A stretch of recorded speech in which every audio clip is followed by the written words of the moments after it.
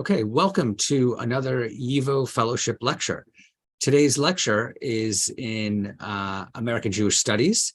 It was supported by the Rose and Isidore Drench Memorial Fellowship and the Dora and Mayer Tendler Endowed Fellowship in Jewish Studies.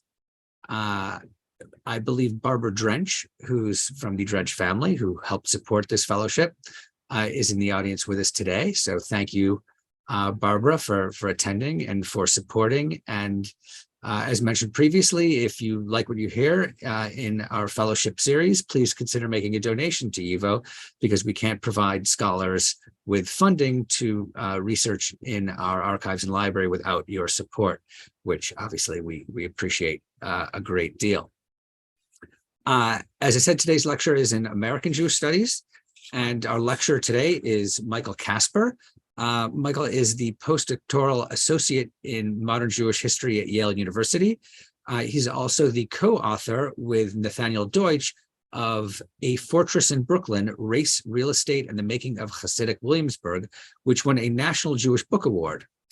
He is the recipient of the 2022-2023 Fellowship in American Jewish Studies, which, as mentioned, was funded by the Rose and Isidore Drench Memorial Fellowship and the Dora and Mayer Tendler Endowed Fellowship in Jewish Studies. His lecture today is entitled Baruch Vladeck and the Movement for Public Housing. Please join me in welcoming Michael Casper.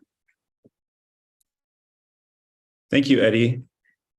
And thank you to YIVO, to the donors, including Barbara Drench, who's here. Thank you to everyone who's shown up to hear this talk, including members of the Vladeck family. Be curious to hear your thoughts afterwards. I hope make you proud. And a special thank you to the Academic Council for giving me the opportunity to do this research, and to all of the archivists and librarians who helped me make this possible. So I think I'll jump right into my talk now.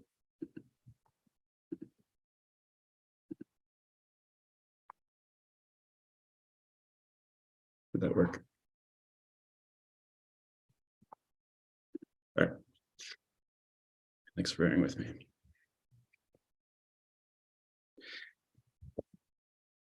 On November 2nd, 1938, a crowd of 500,000 people, according to the New York Times, or 1 million, according to the Forverts, viewed Baruch Vladeck's funeral procession. One of the largest funerals ever to be held in New York, the event began with an open casket viewing at the Forward Building on the Lower East Side, and traveled across the Williamsburg Bridge through the 2 districts Vladeck represented as a socialist alderman, towards the cemetery where he would be buried next to Sholem Aleichem.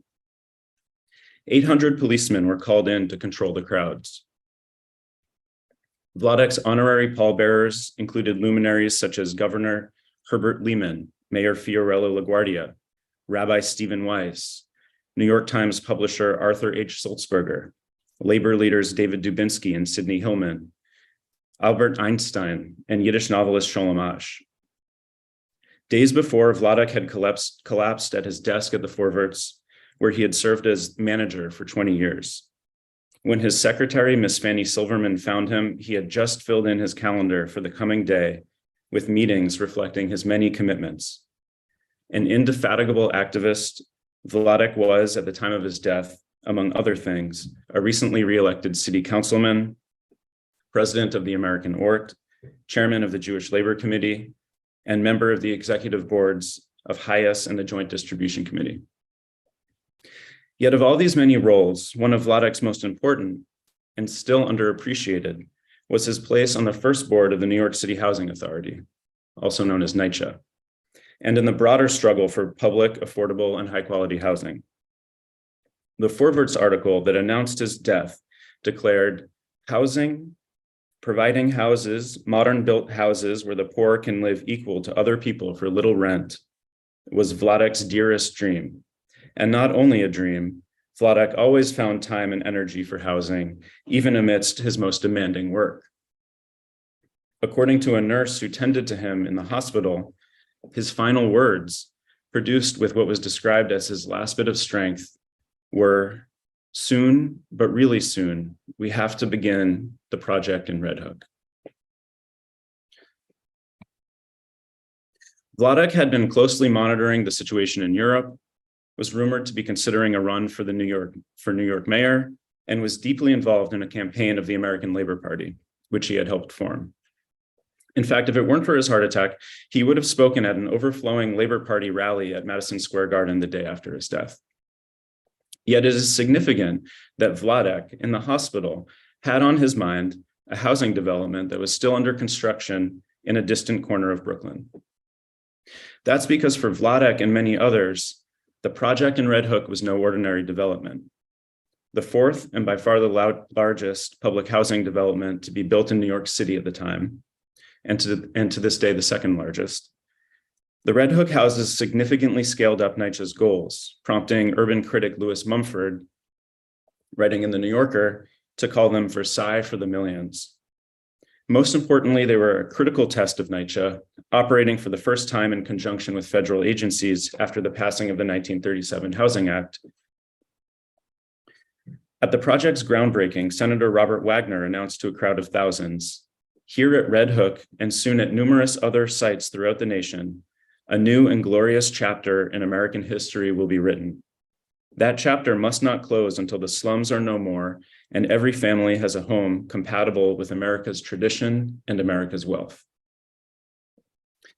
Public housing was not a pet project of Vladeck's, nor was it an aberration from his other investments in labor, education, media, civic life, and the Jewish masses.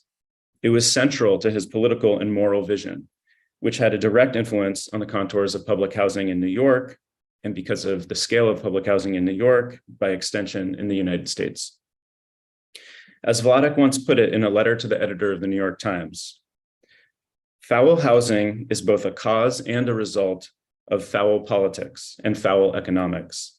Healthy housing not only promotes healthy municipal budgets and healthy public finance, but also invigorates the social and moral welfare of the community." The stalled construction of the Red Hook houses, which inspired Vladeck's anxious last words, represented much more than the sum of its parts. So today I'd like to share some of my research on Baruch Vladeck and his activism for public housing.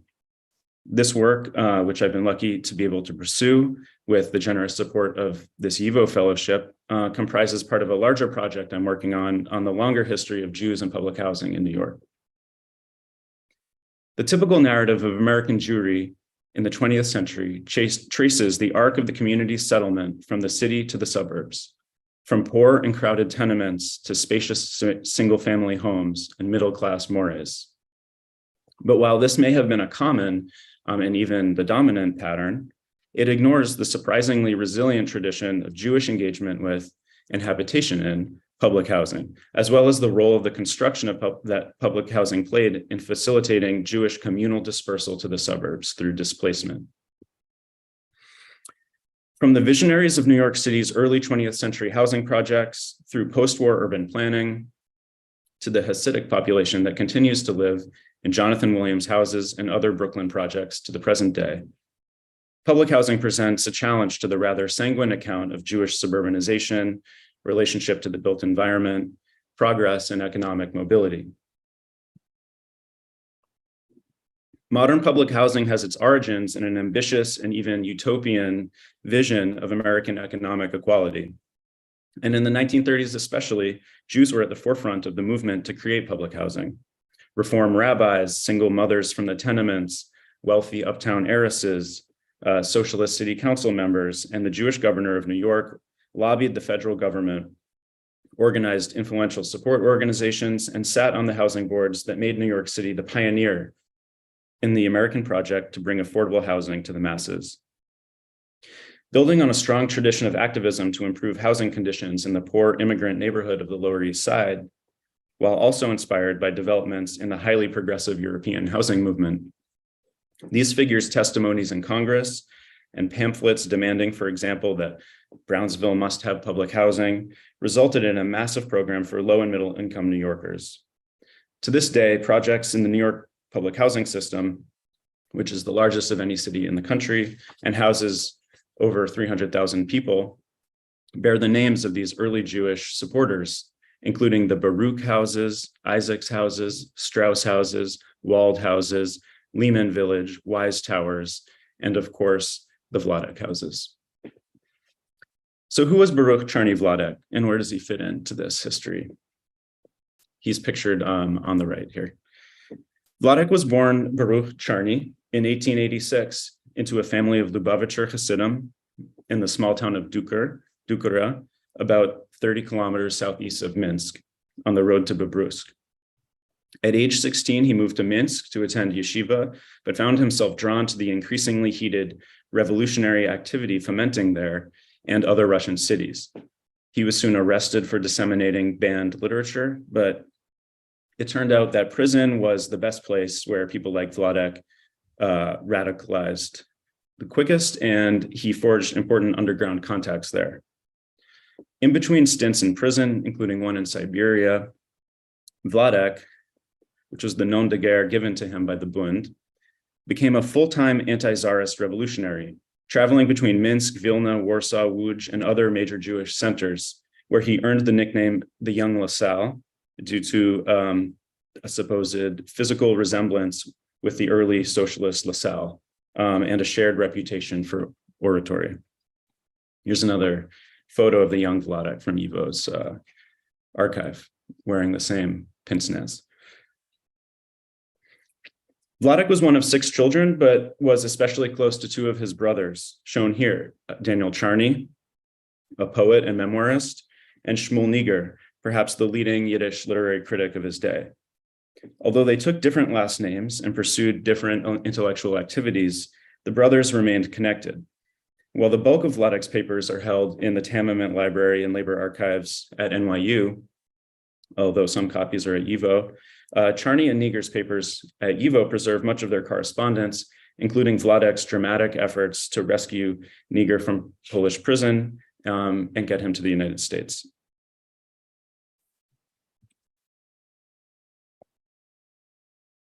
Here's a somewhat later photo of Vladeck speaking at the Cooper Union. In 1908, Vladeck left for New York, where he was welcomed by fellow socialists with a reception at Clinton Hall. He then spent several years on an extended speaking tour in the United States and Canada before settling in Philadelphia, where he became managing editor of the Forverts branch office and ran as a candidate for judge of Orphans Court. In 1917, he relocated to New York to take on the roles of city editor at the Forverts and director of Hayes. That same year, he ran a successful campaign for Manhattan alderman or city councilor on the socialist ticket and was soon promoted to manager of what was then the world's largest newspaper. Vladeck's housing activism developed out of his broader effort to aid Jewish immigrants. In 1909, Hayes merged with the Hebrew Sheltering House Association, which operated a shelter on the Lower East Side. And as the immigrant population exploded, housing became one of the most pressing social issues. Vladeck was the keynote speaker at the founding of the Jewish Tenants League in 1920, where he encouraged tenants to withhold their rent in the face of poor conditions and rent hikes. That same year, as the leader of the socialist faction in the city council, Vladeck introduced a resolution calling for the formation of a municipal housing bureau that would build housing to be rented at cost. The bureau was never formed. Vladeck was reelected as an alderman in 1920 in Manhattan and 1921 in Williamsburg, Brooklyn. Vladeck also had a longstanding belief that the government could solve infrastructure problems most expeditiously, for example, arguing in 1918 that the city should take over one of the deteriorating public transit companies. A little background on the public housing movement. While Italians, Irish, Chinese, and African Americans lived in tenements on the Lower East Side and across the city, the tenement movement became closely associated with Jewish immigrant poverty. In 1910, over 500,000 Jews lived on the Lower East Side.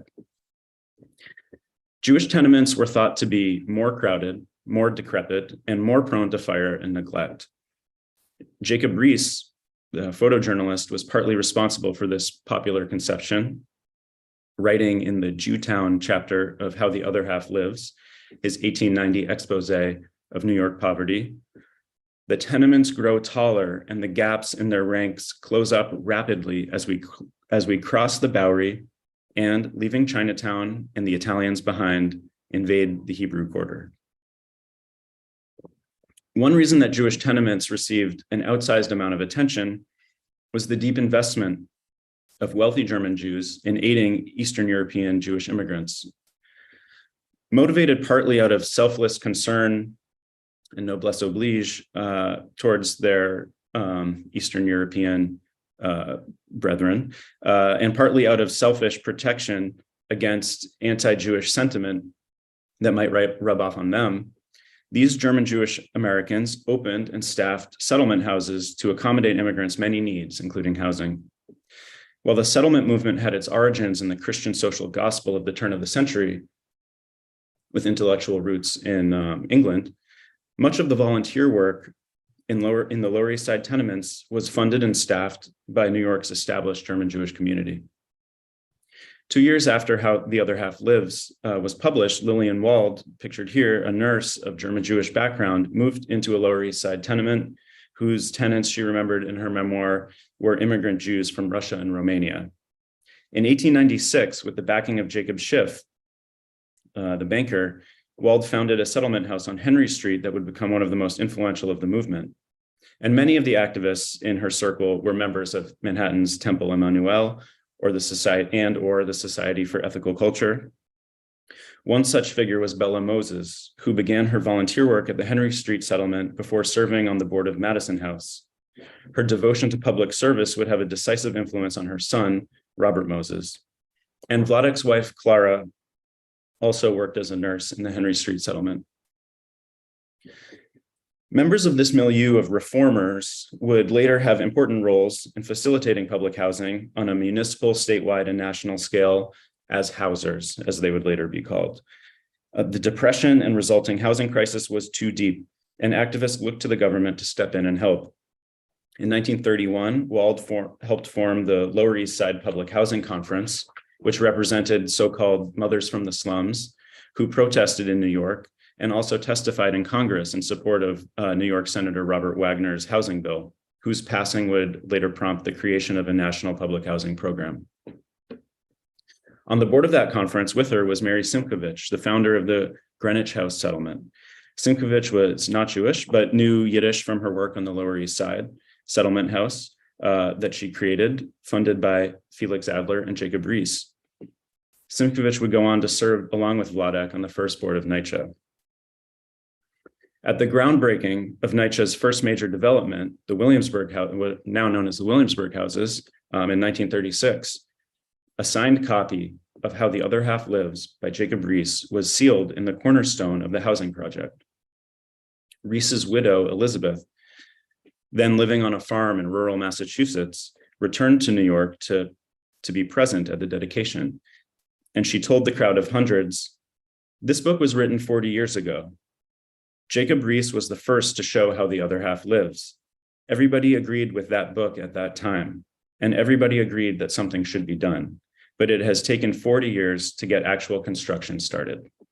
So this is just to say that in many ways, public housing was seen by its supporters in the 1930s, and in several key respects, indeed was the heir to the ideals of the progressive era housing activists. And Vladeck made this transition along with others. By 1930, Vladeck was one of the most prominent socialists in New York State and the Socialist Party's candidate for Congress. He placed third with 24,000 votes. He used his position to support the successful 1933 mayoral candidacy of Fiorello LaGuardia, pictured here on the left, swearing Vladeck in to the NYCHA board. LaGuardia was an independent-minded Republican who received broad support among Democrats and socialists for his sweeping social reforms. Vladeck and LaGuardia regarded each other as old friends from their days on the Board of Aldermen. LaGuardia had a personal interest in the housing problem. He blamed the tragic death of his first wife and child of tuberculosis on the poor conditions of the tenement where they lived. As early as 1921, as alderman, LaGuardia told a reporter that if elected mayor one day, first, I would tear out about 5 miles of filthy tenements. And so in 1934, Vladeck, with experience both in housing advocacy and city government, was one of the 5 people appointed by LaGuardia to the first board of NYCHA. And here you see Vladek seated on the bottom left next to the board chair Langdon Post. Mary Simkovich is on the other side of Post, and behind them are Louis Pink and the Reverend E. Roberts Moore. Here's another photo from YIVO's archive of the same day. And maybe some family members would be able to tell me who's in the photo.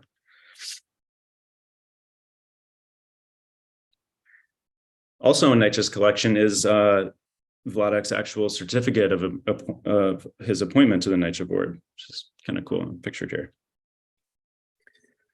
In New York in the 1930s, Jews held a wide number of important positions that helped expedite the creation of public housing there.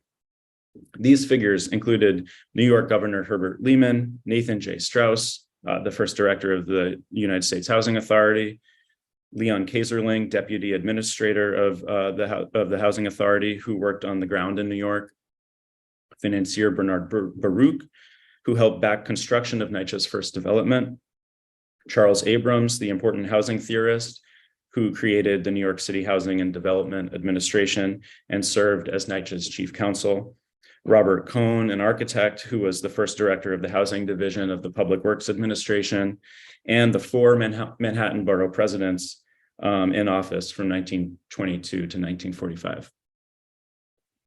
The placement of the first public housing developments in New York on the Lower East Side in Williamsburg was no accident. These neighborhoods were notorious slum districts, as they were known, with aging housing stock, and Langdon Post, the first chair of the NYCHA board, who helped draft an earlier multiple dwelling law to improve tenement conditions, believed in the imperative to aid immigrants. Post outlined his philosophy in his treatise, The Challenge of Housing. He wrote, "Of all the deliberate exploitations of the masses, that of those immigrant hordes who poured into the United States of America from abroad is most shameful. So terrified are they of being put out on the street that the first thing they take out of their pay is the rent. Shelter is the most fundamental of all necessities." But Vladek's presence on the NYCHA board seemed to directly influence some of these important decisions about where to locate the first developments. He had, of course, represented these 2 neighborhoods in city government. In February 1934, the month the board was founded, Vladek sent a telegram to Post that read, "I wonder whether President's new relief program would allow appropriation for building in slum areas. Stop. If yes, Housing Authority should immediately apply for appropriation for Lower East Side in Williamsburg so that rooms at $7 or less may become possible." The first project constructed by NYCHA is called First Houses, and it's a renovation of a pre-existing complex, which opened on the Lower East Side in 1935. Although the Harlem River houses would open next, the Williamsburg houses was actually begun before Harlem River and served as the model for NYCHA's vision of modernist housing. At the groundbreaking pictured on the left, I believe, in October 1936, Mayor LaGuardia was flanked by Vladek and other members of the NYCHA board as he used a silver trowel to set the cornerstone of the $12 million development.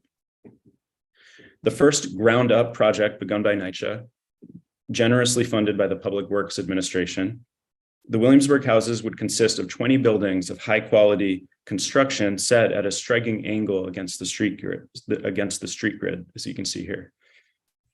From the Swiss architect to the numerous parks and common areas across the 23-acre site, to the abstract murals that now hang in the Brooklyn Museum, NYCHA imagined Williamsburg as a testing ground for modernist planning ideas, as 2 housing historians have argued. 3 model rooms from the project were already on view in the Museum of Modern Art, and President Roosevelt personally inspected the site a few days after it opened.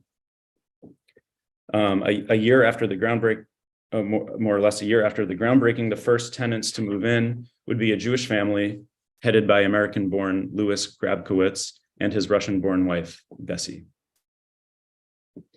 This is a photo in MoMA's collection that was taken by a Danish photographer, like Jacob Riis, and he was funded by the WPA.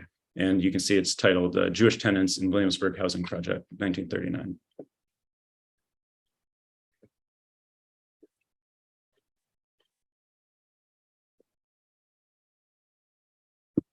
Vladeck contributed directly to the modernist direction of Nietzsche.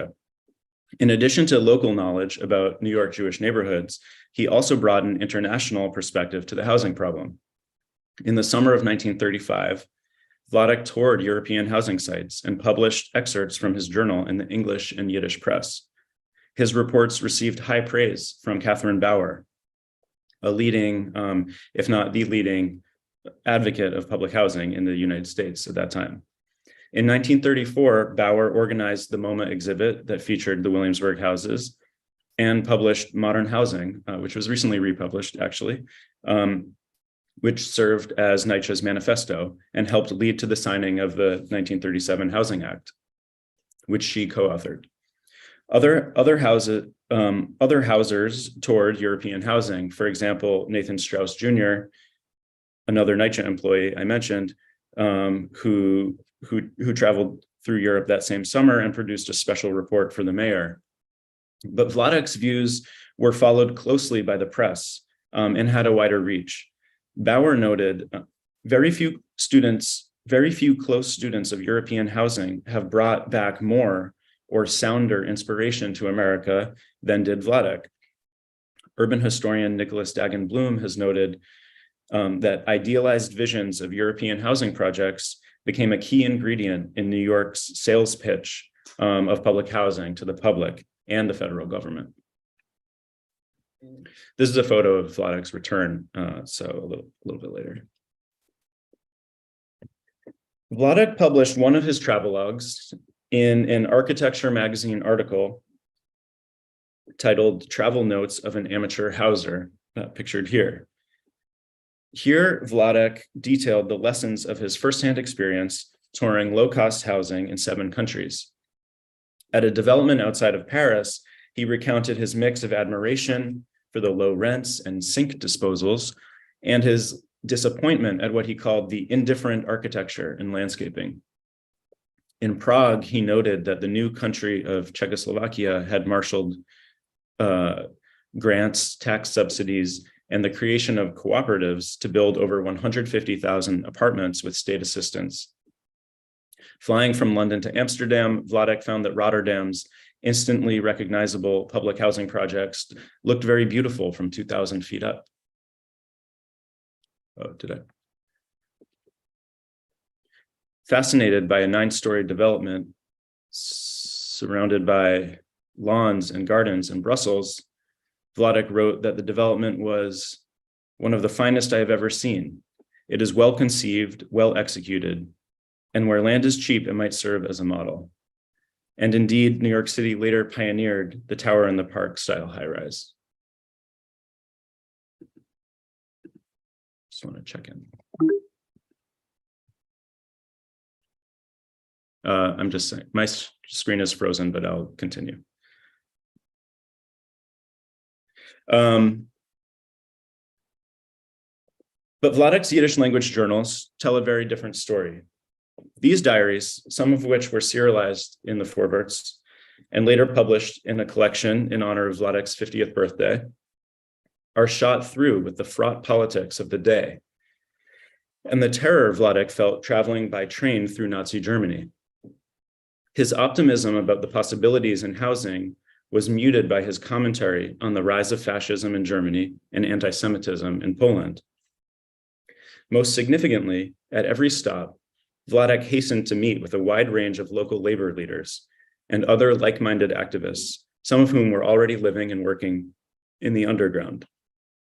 He met with Fritz Adler, the Viennese socialist who had assassinated the minister-president of Austria in 1916, Walter Schevenels, the Belgian General Secretary of the International Confederation of Trade Unions, Walter Citrine, the British trade unionist, and his old friends Karl Kautsky, the Marxist philosopher, and his wife, Louisa.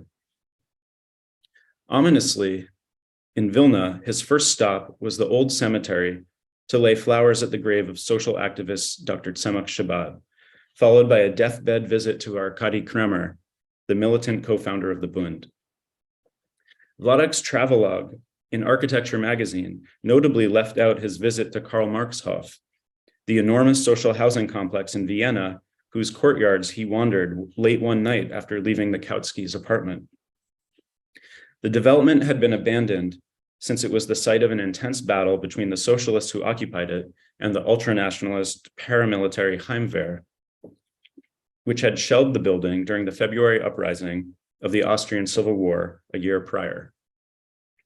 Returning the next morning, Vladeck remarked in his Yiddish journal, "A cold wind blows through the arches, and the flowers, already half wilted, tremble as if they want to cry.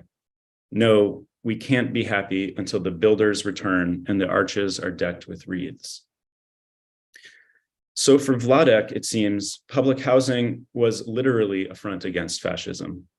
Across the late 1930s, Vladeck increasingly made analogies between the European and American situations, suggesting that public housing could serve as what he called the basis for a social movement against regressive politics. Speaking to an audience at a settlement house in 1935, he said, "The discontent in the world did not necessarily mean progress and might be as easily turned to back fascism or demagogy as democracy and social progress." Vladeck spoke approvingly of the role of labor unions in the European housing movements and argued for a more active role of American labor in the fight for housing in the United States.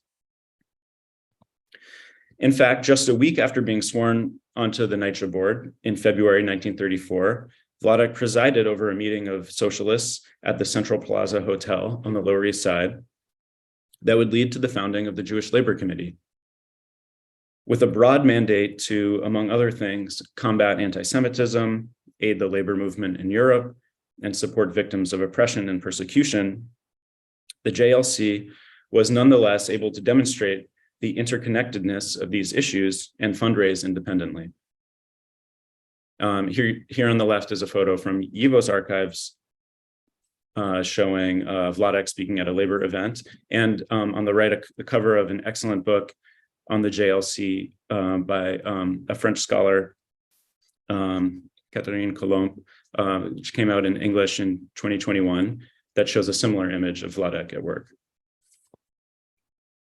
Catherine Bauer, the housing activist, called Vladeck one of the most intelligent and far-seeing leaders in the movement to provide better housing for American workers and their families.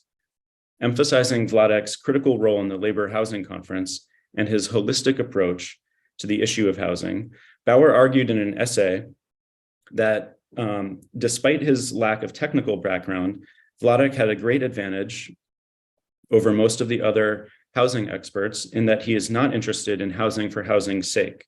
He sees that a housing movement either represents progress in the organization, education, and power of labor and consumers, or it represents nothing. And here, I think, is where we see Vladeck's chiddush, or his innovation, in what he uniquely brought to the NYCHA board.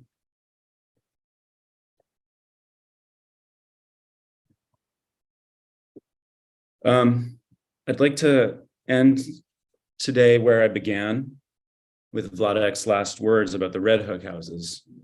The day after Vladeck's 1938 funeral, Senator Wagner, Mayor LaGuardia, and U.S. Housing Administrator Nathan Strauss Jr.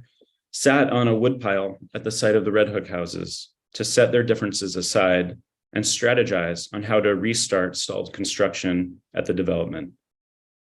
Vladeck's passing, and what the New York Times called his hope, his sympathy, and his indignation, had inspired the meeting and propelled these housing leaders to finish construction and house the masses. Even after his death, Vladeck secured what the newspaper called a victory for housing. And I have a few more slides to show, if I'm still with you, since the screen is frozen. In April 1939, the Central Jewish, this is sort of about Vladeck's afterlife, if we can call it that.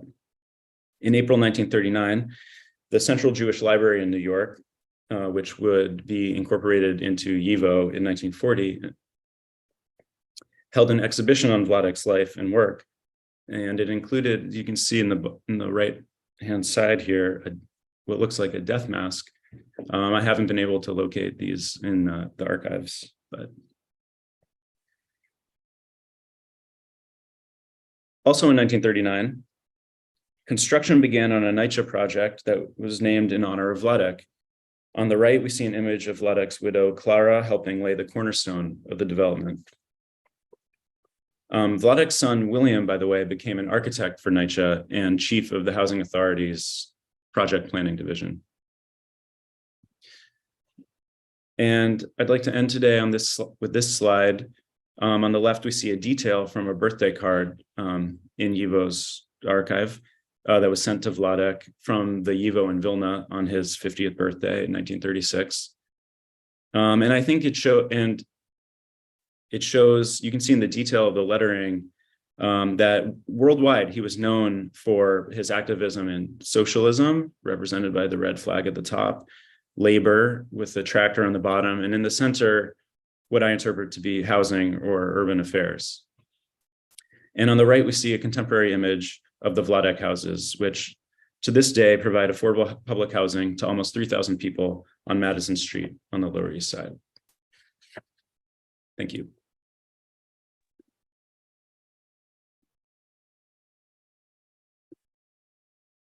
Thank you, Michael. That was really quite interesting.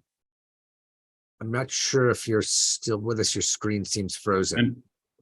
You are there. I'm here. Can you hear me? I don't know. Yeah, we can hear you. Okay.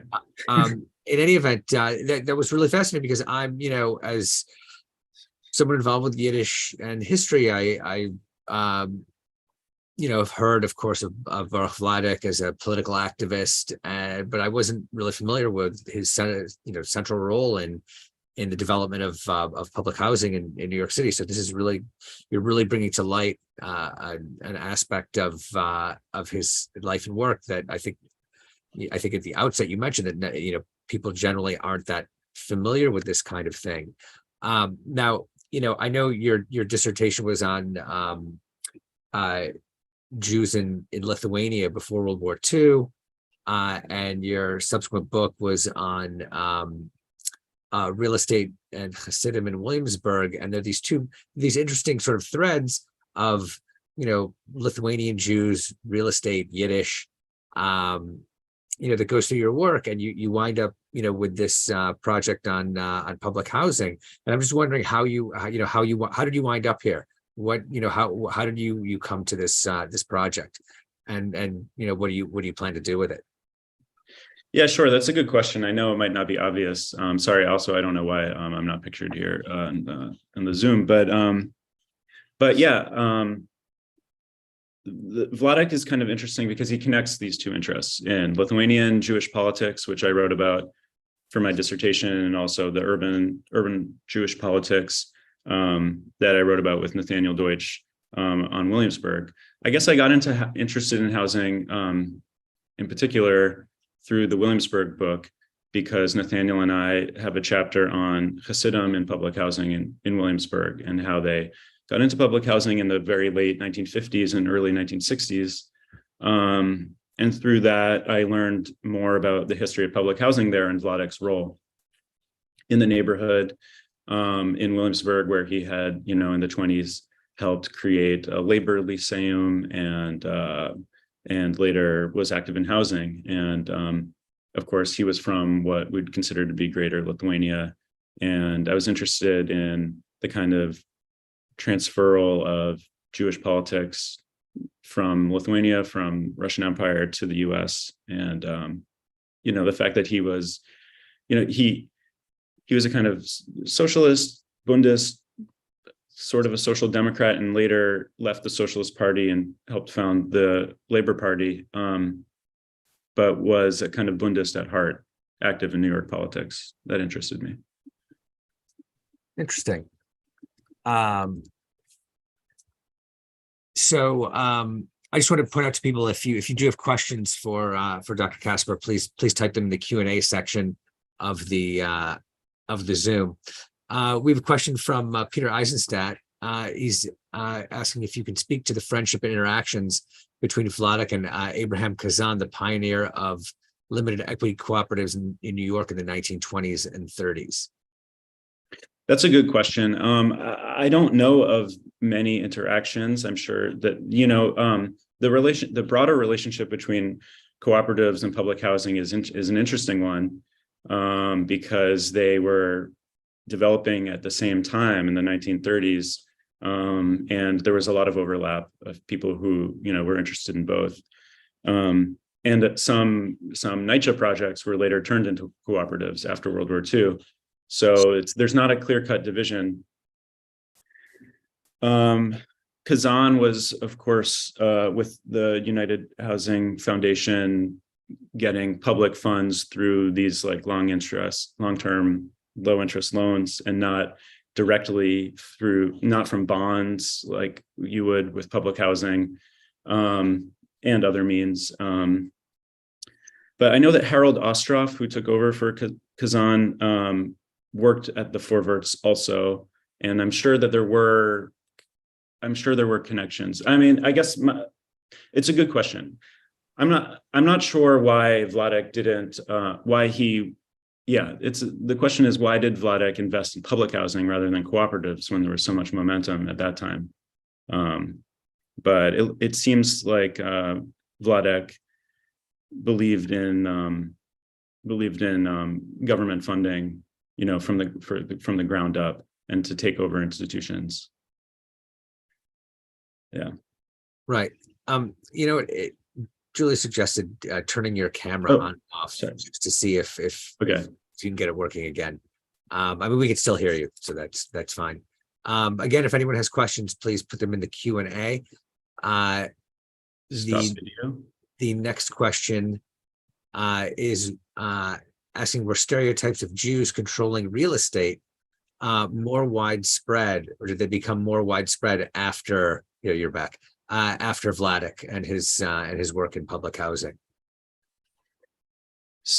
I didn't include it in the talk, but Mayor LaGuardia once said that Vladeck could smell a real estate speculator within 20 blocks of City Hall. I think that this was a time when a lot of landlords were Jewish, and a lot of tenants were Jewish, and they were fighting with each other. I don't think there was one stereotype about Jews and real estate in this time. I mean, of course, there were negative stereotypes about, that Henry Ford wrote about and so forth. But no, I haven't seen that exactly. And he was only Jewish member on the NYCHA board, although Jews were there were many Jews invested in creating public housing, as I mentioned, through as architects and engineers, and I don't think it had quite the same stereotype applied to it as the private market. Yeah, I haven't seen that. Right. And there appear to be any other questions. I'll give one last call for questions. If people have them, please put them in the Q&A section. It's interesting. Housing is still a huge topic. I imagine it was clearly, really very significant when Vladeck was active. But it's not clear how much has really changed. Do you see that, your work here on Vladeck, giving any insight into, the current predicaments in housing in New York or elsewhere? I mean, it's been interesting to learn a lot about the history of public housing in New York in general through this project. And, for all of its faults, through mismanagement over the years, for example, you have to appreciate how extensive it is, and how it's really, sometimes even these large developments are kind of barriers to gentrification in various neighborhoods, like if there weren't. And I mean, if you include Section 8 housing voucher, which in New York is administered by NYCHA, you're looking at something like 500,000 people who whose rent is covered by NYCHA, and that's really significant in the city. It's something, a huge percentage of the housing of renters, and again, for all of its faults, which are covered in the press and so forth, there's still long waiting lists for public housing in New York, and these communities, people remain in their apartments for a very long time, and there's a reason for that, I think. Right. We do have one more question from Brody Hefner, asking if you could describe more fully the conflicting positions that installed construction of the Red Hook houses and how these were resolved in the aftermath of Vladeck's death. I wish I could now, but I do know that there was trouble communicating between the federal, statewide, and city agencies that were trying to coordinate the funding of the construction for the first time. It was probably the scale also, because it was such a large development that caused some of those problems. But it's a good question. Thank you. Right. And I think that's it for the questions. So I'd like to take this opportunity to thank Michael Casper, who's been the Rose and Isidore Drench, or the recipient of the Rose and Isidore Drench Memorial Fellowship and the Dora and Mayor Tendler Fellowship in American Jewish Studies. We very much appreciate the information in the lecture. And if you missed part of it, or if you want to send the recording to your friends, it'll be available on YIVO's YouTube channel.